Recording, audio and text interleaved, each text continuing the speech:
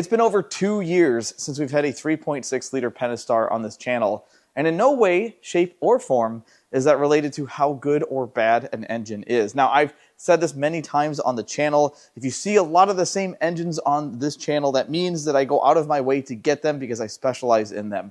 But if you don't see them, it certainly is no kind of indicator as to how reliable an engine is.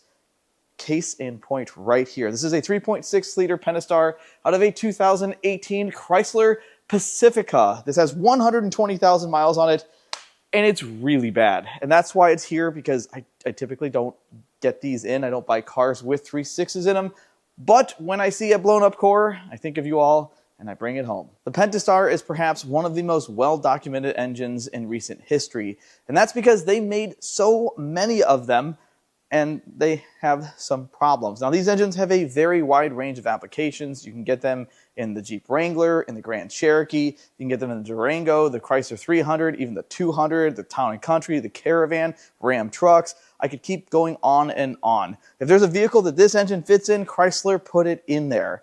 Now, they're not all the same. They're pretty close, but this being in a Pacifica makes 287 horsepower, which is a little down compared to the rear-wheel drive applications. I think the difference, the camshafts, maybe the intake manifold, I'm sure someone will know in the comments. But either way, I try to notice trends with types of failures. That's what makes me relatively okay at my job, because I like to know why things go wrong. And specifically with Pacificas, it's a tongue twister, I notice a lot of blown head gaskets, a lot. That seems to be the #1 failure of Chrysler's best-selling car currently.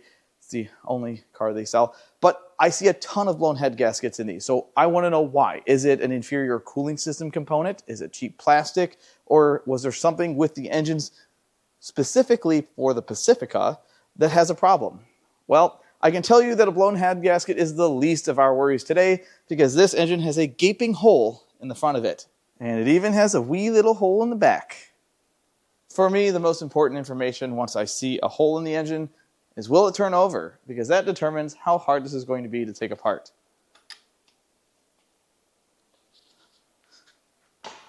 Yeah, it feels fine. I can feel compression. I don't hear Uncle Rodney banging around in there. Okay, well that tells me that this will come apart just fine. The first thing I need to do is unbolt the upper intake manifold, which is horrendously broken. I think this core was dropped on this side of the engine. It's not a big deal. Nothing of value was lost. Now, a thing I noticed is it has a local parts store coil on this, and it has some writing on the coil. So I'm not quite sure why that is, but either way, we're going to remove the coils and take a look at the plugs.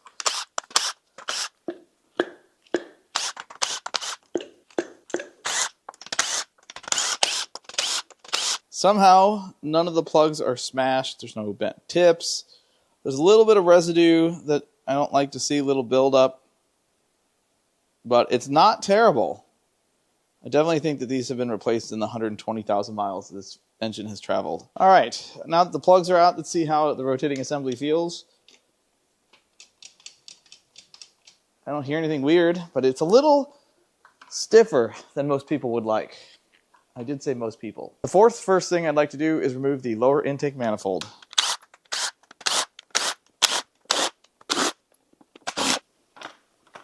And that reveals the bane of Pentastar owners, the oil cooler and oil filter housing. This is still a plastic one. It is a Chrysler unit. I don't know if it's been changed or not, but there is a metal one that is out there that people have mixed luck with. Either way, it's predictably wet in here. So the intake ports look pretty nice. They're nice and clean. Good old port injection for you. But then when you get to this cylinder, that's not right. There's a piece of plastic, it looks like, holding open one of the intake valves. So that's bad, but I think that's probably an after this engine was removed thing and not a cause for this engine being a core. That looks all right. That one looks okay, but I can see the cylinder walls, and they look like there's a tinge of rust and moisture in there. Next, I'm going to remove the oil filter, and we're going to see what that looks like.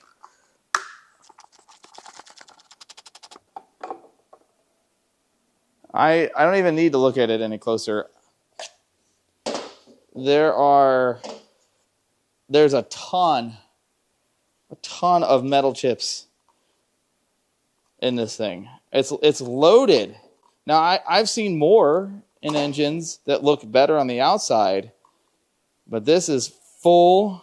Every pleat has too much bearing in it. And I'm going to guess that that's all bearing material. I could be wrong, but this oil filter is loaded with metal. Now we're going to tackle the front valve cover. This is very broken, and it's out. Oh, all right then.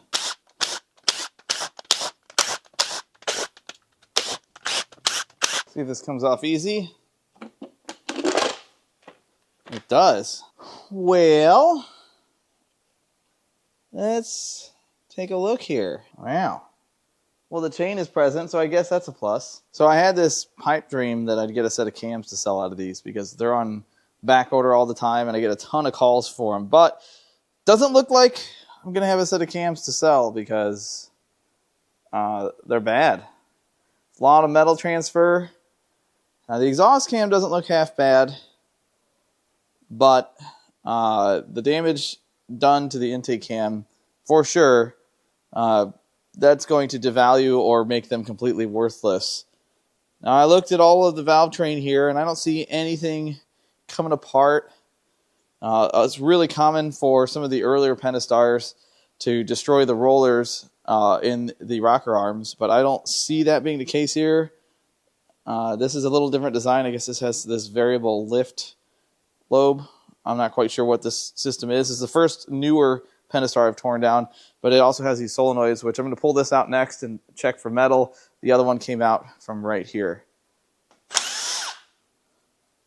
So here are the screens in these solenoids, and there might be just a smidge of debris, not totally loaded like the oil filter. Now we'll get started on the rear valve cover. Go ahead and get both of these solenoids out at the same time. I'll come back to that.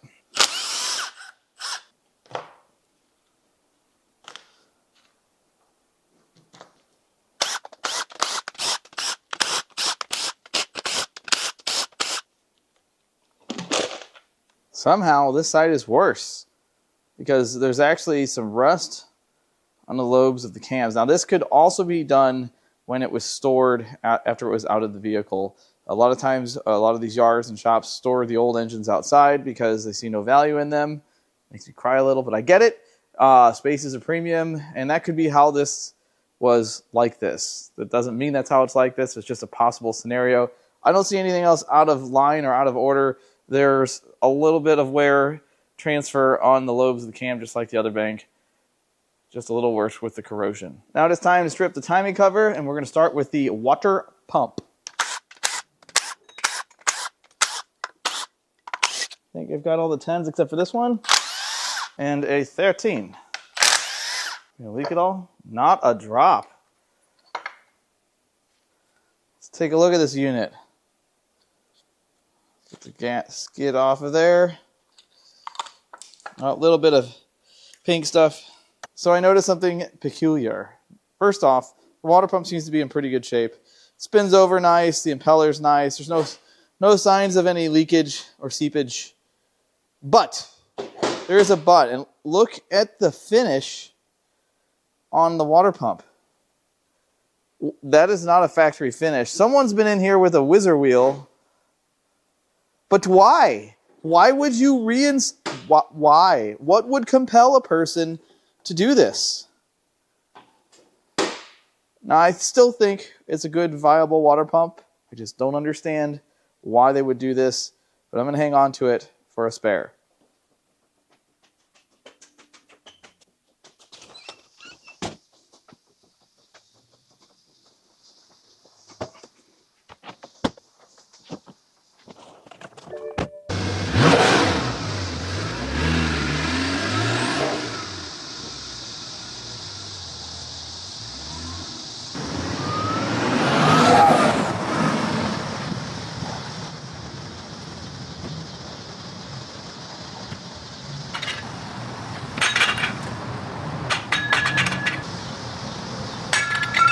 can get this crank pulley bolt loose.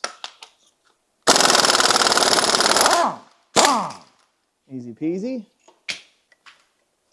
Slides right off. And uh-oh. So someone's been here resealing the front or the timing cover. Tell the addition of RTV. They definitely used too much.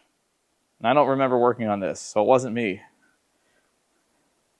And you can see the disparity in condition or cleanliness from the timing cover to the block. I wonder if this is a result of someone's poor craftsmanship. That halfishly explains why someone's used a whiz wheel on both this as well and the water pump, but why would you reinstall a water pump? We don't do that on this channel.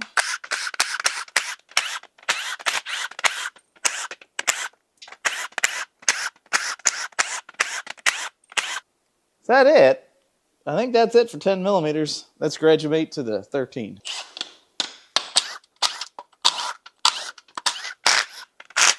I believe that is all. Let's remove this. I thought these were plastic on the earlier ones. Now it's blue's turn to shine. Do the wrong thing here and pry off the cam. Is it wrong if it works? Yes, that is still wrong.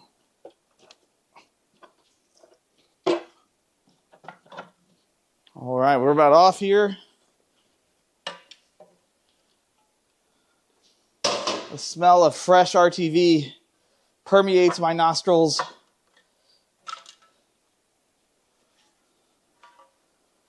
And yep, somebody's been here. But it looks pretty decent in here. I don't see anything amuck. So the timing actually looks really nice. Timing guides have a date code, which we'll look at once they're out.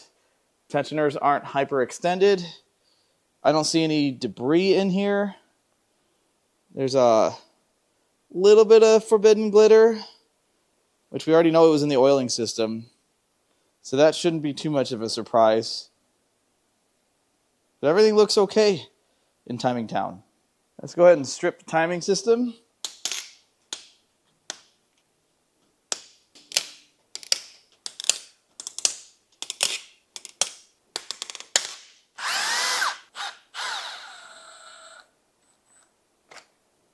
Whoa, that was dangerous.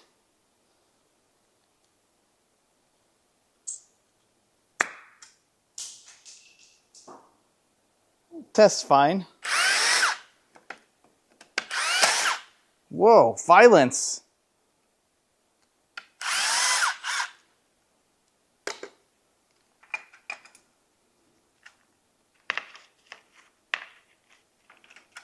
You can never be too sure.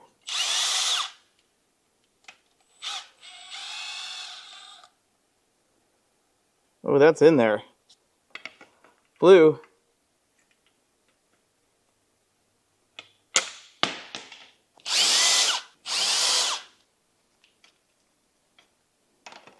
This is the wrong way, but we're doing it.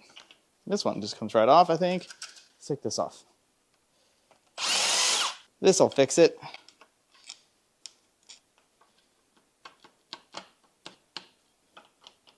Take the oil pump chain tensioner loose.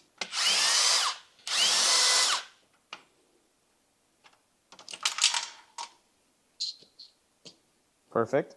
Let's go ahead and get this chain off. Well, that one's off the chain. This one, though, I think it's just the position I'm taking this apart. If I do that, and then I do this, then nothing. Oh, aha! That was dangerous. Don't do what I do. Just watch.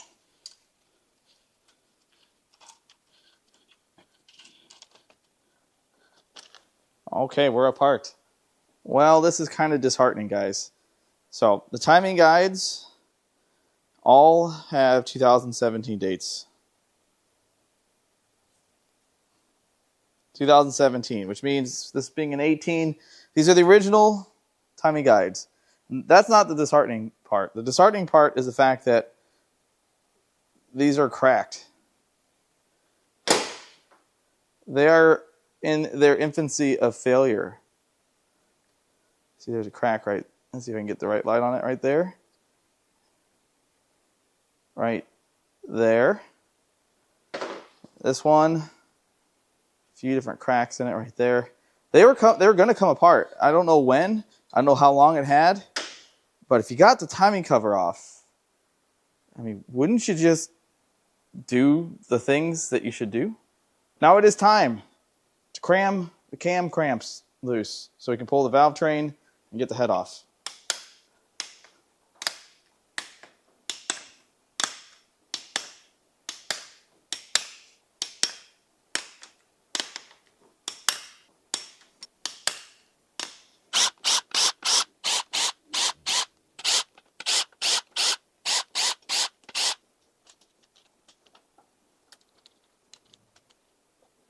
So this thing actually looks pretty good in here. I didn't find any failed rollers. Everything feels pretty good. There's no damaged journal here. All the journals are nice. It's a pretty nice looking head. Caps also look good. Unfortunately, the cams are probably Dunsky.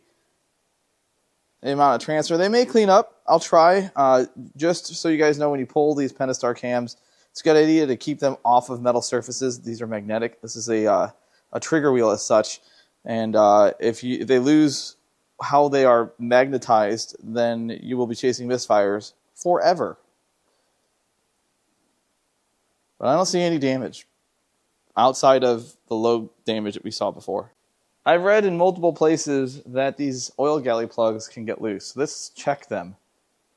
That wasn't tight. That wasn't tight.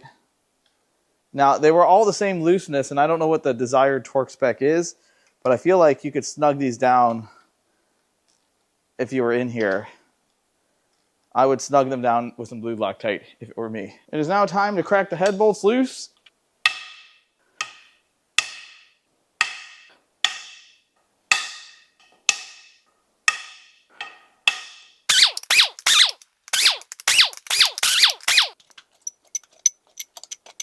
And what's behind head number one? Well,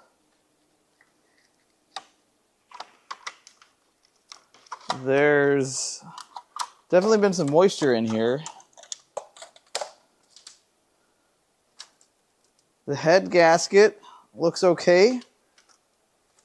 So the bore looks like it's got a bunch of debris in there, a lot of carbon, a couple pieces of plastic. But all the pistons have the same level of dirtiness or cleanliness. So I don't see any alarming things here yet. It doesn't look great, but I don't see anything jumping out at me. Let's go look at the cylinder head. So the cylinder head looks pretty good until you can see that valve is hung open by a piece of plastic. But I didn't see any signs on the piston that it hit the valve, and there's no signs on the valve that it was hit by the piston. It's not open very far. So just because I turned it over with a piece of debris in there, someone probably did before me, I don't necessarily think that's bent, but I'll have to fish that out. It is now time for some science. Pass that test. Now we're on to the other bank to cram the cam cramps loose and pull the valve train on this side.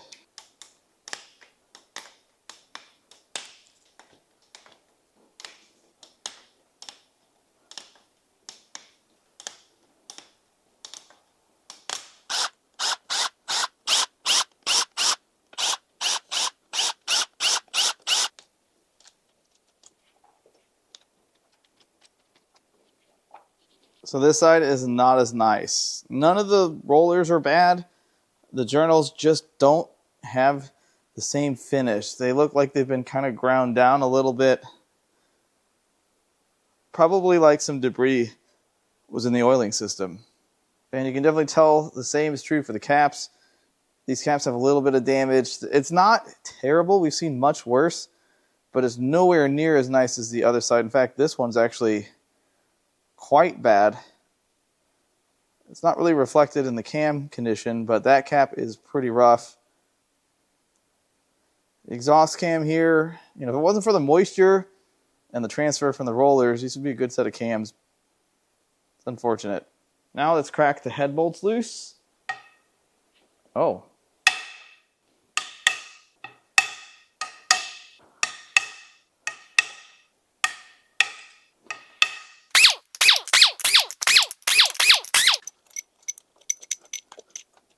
And what's behind head number 2?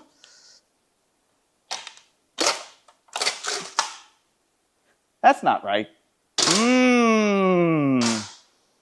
This is no bueno.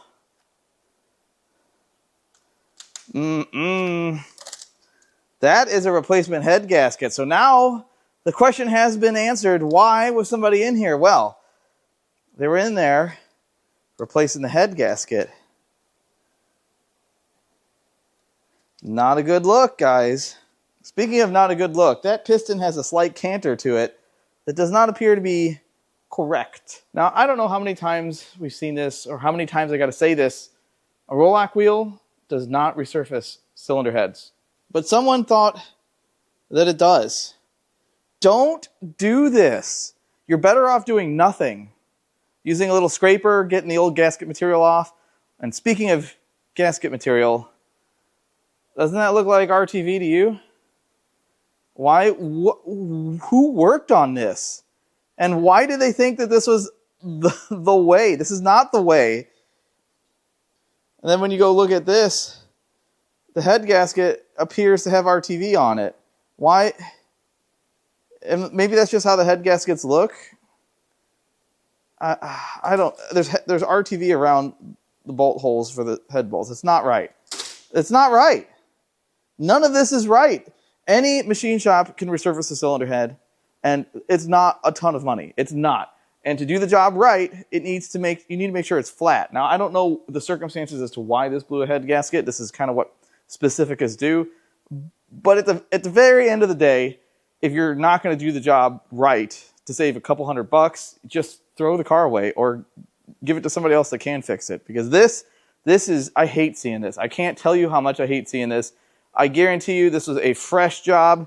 It's got a bent valve. That exhaust valve has a little bit of damage too. You can see some damage to the combustion chamber, and that is because the piston, I'm with relative certainty sure that is no longer attached to the connecting rod. It is probably a disconnecting rod. These two cylinders, the outer cylinders appear to be okay. Center cylinder, not okay. It's also very clean, which that could have been done by running the engine and injecting fuel and not compressing and not igniting. So that could be the case as to why this is clean. It doesn't necessarily mean it's coolant. But either way, you can definitely tell the block has been... Hold on a second. I'm going on a rant here, guys. I'm sorry. I can't. I hate hack work. Resurfaced. This is not appropriate work. Old iron block stuff, maybe you get away with it, cleaning up the old composite gasket or whatever. But this is not what I would do. All right, it's time for some science. I know how this is going to go. It's much like my high school grades. That one failed. But hey, got two good ones. Let's go ahead and remove the oil filter housing. These things are in every shop. I think this is probably the most common Pentastar failure. There's a bunch of O-rings here that go bad. The housing leaks itself. The leaks between the cooler and this. If there's a place to leak, it'll find it.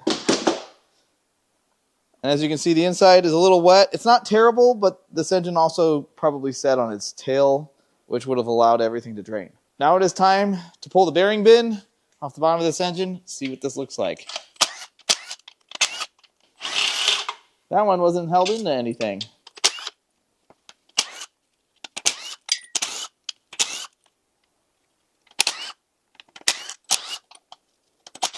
I think that's the last bolt.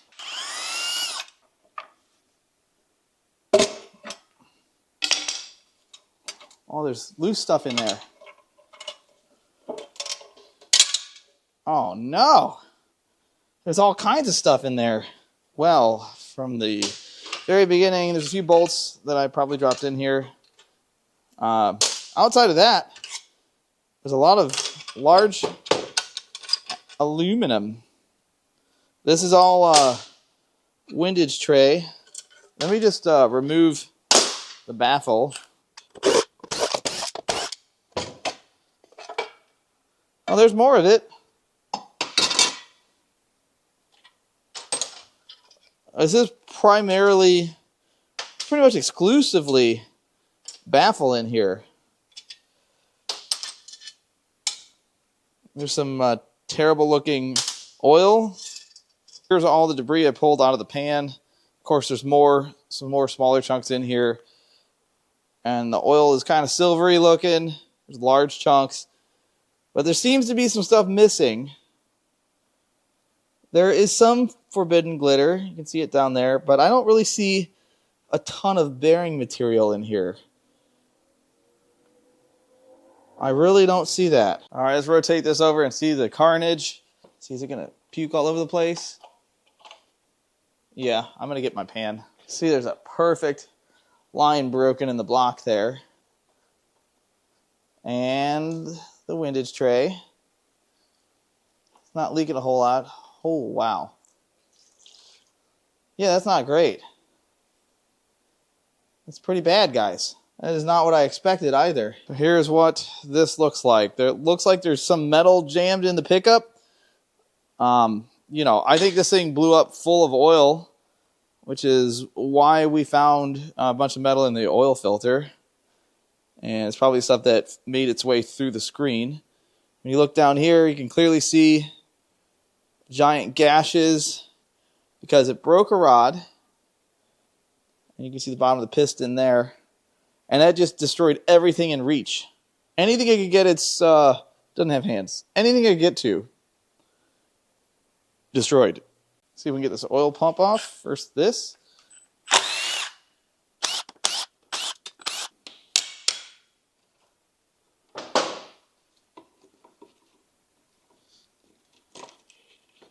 All right, oil pump is off. Let's get this thing torn down.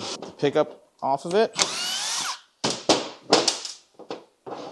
See what comes out of this.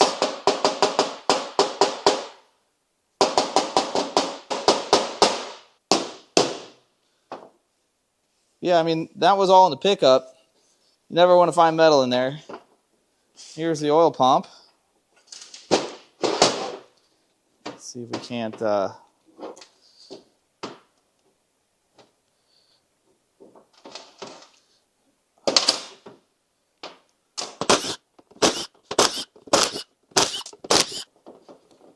Solenoid is out. That's not going to work.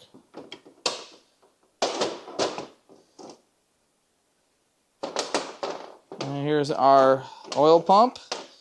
I don't see anything broken in here. I didn't think there would be.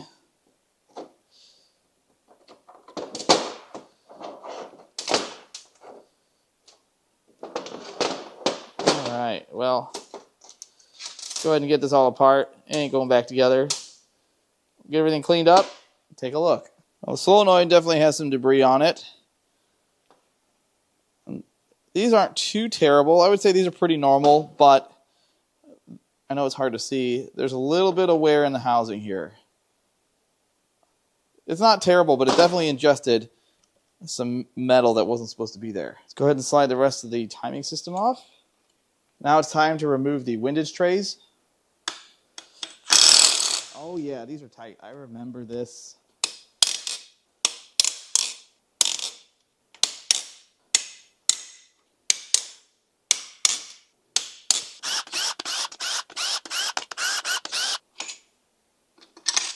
I got the disconnecting rod and piston out of the way, so now we can hopefully turn this thing over. Yes, this will be fine to take apart. There's our broken rod end. We're going to go ahead and start at the front.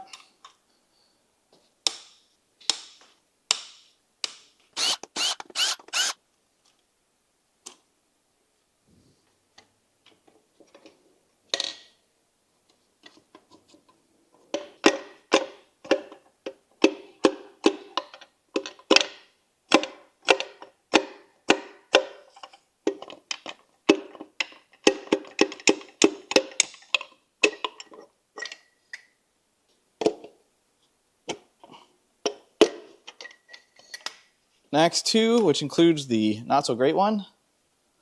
The good news is because that rod is bent so badly, it's jammed in here, so I should be able to get the bolts out of it.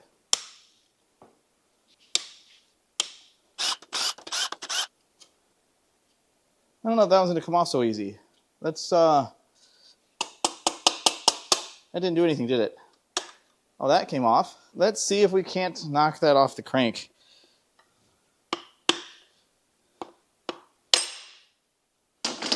Oh, that sounded good. It doesn't want to come out this way. I really want to pull it up this way. There we are. Look at that little stubby.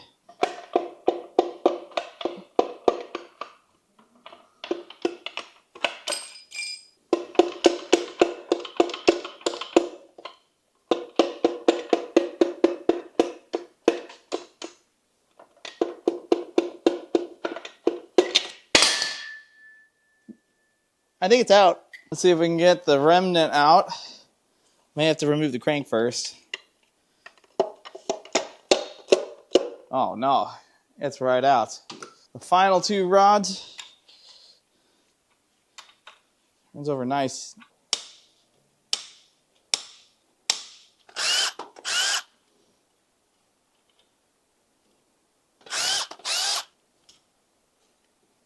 At this point, we have 16 bolts left.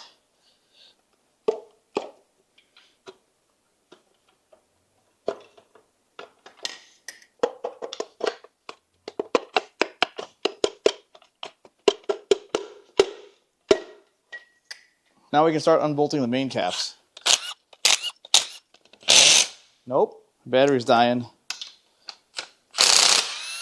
It still did it. It made it! Ooh, these are tight.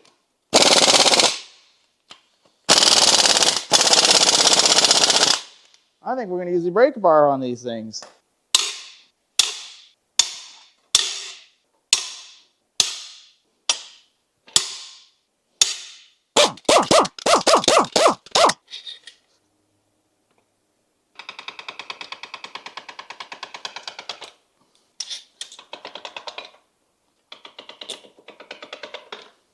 And now we can pluck the crankshaft out.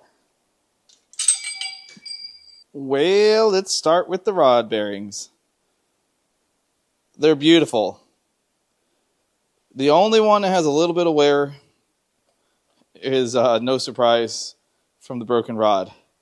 The rest of these look excellent.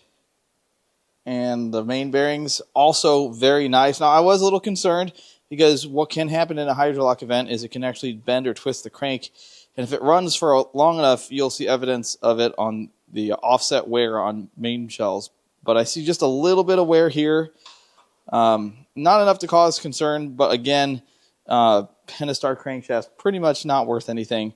So 99% of this engine is going to end up in the scrap bin, most likely. On to the rods and pistons. Pistons look pretty good. The rings are clear of being clogged. Not a ton of carbon deposits, but this one, this was what did all the destruction. This rod, you can see how many times it probably just pulverized the block, the oil pan, anything it could reach. And this was left hanging out, abandoned in the cylinder, cast away. It actually rotated this. There's marks from the valves hitting the piston. I think this is a very good indicator of how this engine failed, and we'll get to that in a minute. The rest of these all look good. It doesn't have any other bent rods that I can easily see. All of this looks nice. No marks on the piston, minimal skirt wear. The rings look good. Hardly ever an issue for a Pentastar to have ring problems. It's not usually the case here. But yeah, let's go to the crankshaft. So the journals on the crank look pretty good. I would normally sell a crank that looks like this if it had value, but it would have to go to a machine shop to make sure it's not bent first. It doesn't take a lot to tweak these, just a little bit, and a little bit of a tweak means a much shorter life for everything else. Sometimes they'll fail right away. But what's odd is there's not a whole lot of signs that anything happened with the crank. And that's because the rod stayed bolted to it.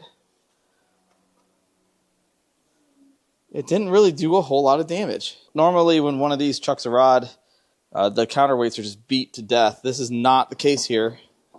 This looks really good. And the block, whew, that does not look really good. It's scrap metal. I think I'm getting, what, 60 cents a pound for clean cast? I think that's what I'll get for this, 58 to 60 cents a pound. That's all this is worth. Let's take a look at those bores. So they actually look pretty nice. That one's got a little bit of damage, some debris, probably because of the catastrophe that occurred. Nothing alarming though. Same deal on the other bank. They look good. Block is toast. I have a few talking points that I would like to cover in the outro of this video. Number one, the level, or lack thereof, workmanship that we found inside this engine. You see, I use that word on purpose. Number two, the Carfax paints a picture as if this was done at a Chrysler dealership. Yikes. And number three, the propensity of the 2017 and later Pacifica to specifically blow the head gasket on the rear bank and cause this kind of damage. Let's go right into number one. My local machine shop charges me between $80 and $125 to clean and resurface a cylinder head that's ready to reinstall when I get. Now that's assuming there's no valve or valve seat or valve guide or valve stem seal issue, and I can literally just have it machined, cleaned, and slam it back on an engine. 125 bucks, worst case scenario. Now I understand that that might be a really cheap price because my machine shop is absolutely awesome. In fact, I've had Pentastar heads done there before. But this came out of Kentucky, and I would say that Missouri and Kentucky are pretty similar as far as labor costs. So let's just go wild and say it was twice as expensive to have a cylinder head resurfaced. That's 250 bucks to make sure that that cylinder head is flat, and when you put it back on an engine, you're not going to have any sealing issues.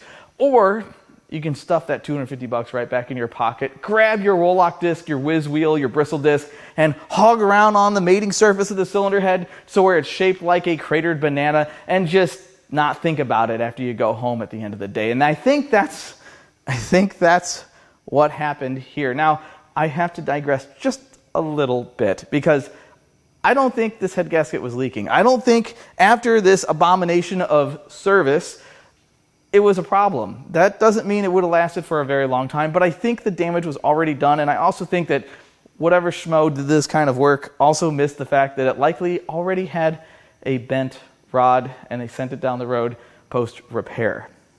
Not great. Now, the Carfax is very questionable. There are lots of services in a short period of time of the same type of service. Fluids and spark plugs, also complaining of a no start, hard start. Now, I understand Carfaxes don't report everything. Not everybody reports to Carfax. People do their own oil changes. People work on their own cars, small shops. I totally understand the scenarios. So all we have to go on is what is on the Carfax. And it appears that this thing got spark plugs in a few thousand miles after it got spark plugs, and fluids a couple thousand miles after it got fluids.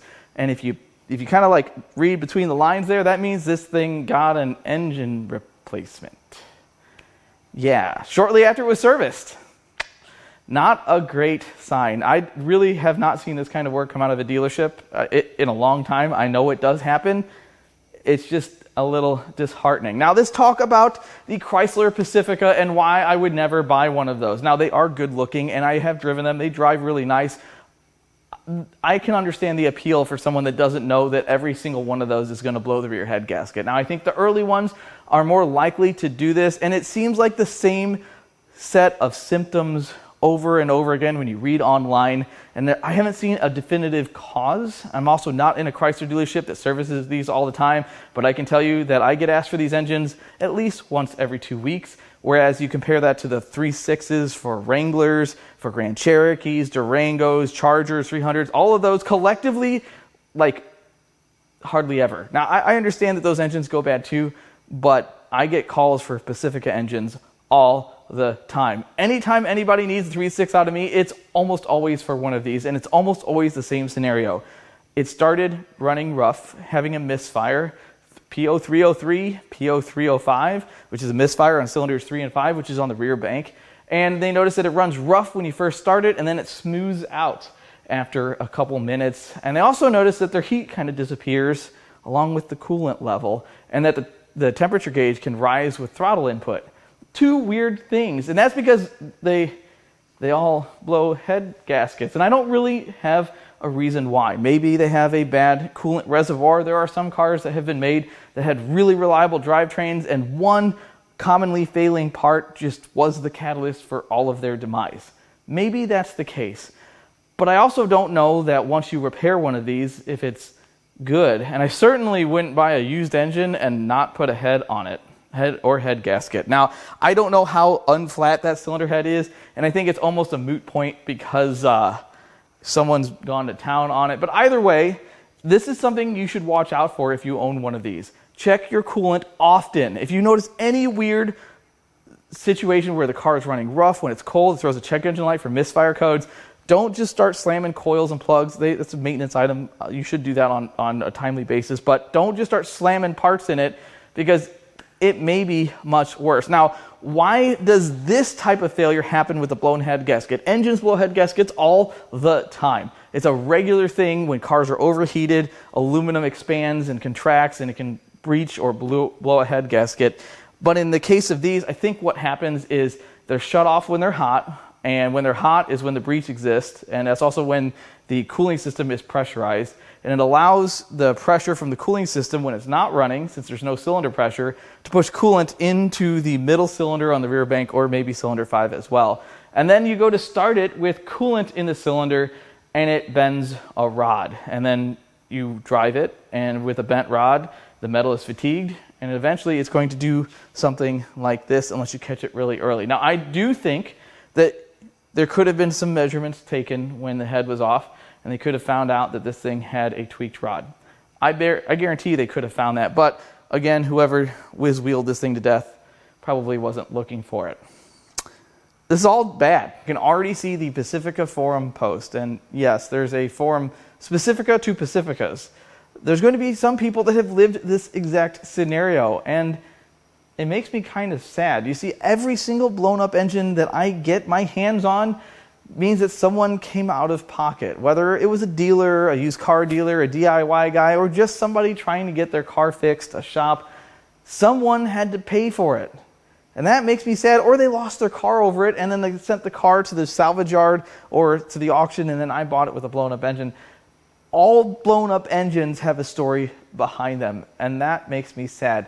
But then there's going to be the select handful of individuals that are going to pop their chest out and say, well, I've put 50,000 trouble-free miles on my Pacifica, and that guy's just a dumb YouTuber. He doesn't know what he's talking about. He just found one blown-up engine, found the last 8 of the VIN, called the dealer, got the rest of the VIN, ran a Carfax on it, did all of his homework, and then tore the engine down with a camera on it, as if he doesn't do that every single week. He's just one guy with one engine, hardly enough to base an opinion on. So then I called my buddy Ray up because few months ago, maybe a year ago, he tore down a 2017 or 18 Chrysler Pacifica V6 that had holes in the front and back of the block, and it had a bent rod, the exact same failure. That means there's 2 of us YouTubers in different parts of the industry that ran into the same situation in about the same miles. It's kind of like it's what they do. Now, I'm not trying to scare you if you own one of these vehicles. You should just monitor your coolant level, and you hopefully should be fine, and if it worries you too much, then just trade it in. They're still worth a bunch of money. So this has virtually nothing to sell out of it. It is a pile of scrap, but I did pay like $100 for it. So I'm not gonna get hurt on it, but if you'd like to buy anything out of this for your desk, or yeah, I'm gonna throw everything else away. I'm gonna leave our email in the video description. You can also go to Importapart.com and peruse our inventory. I've been uploading our parts cards, got some cool stuff in. I really hope you enjoyed this teardown as always. I love all the comments, all the feedback, and even the criticism. I love it all, and I'll catch you on the next one.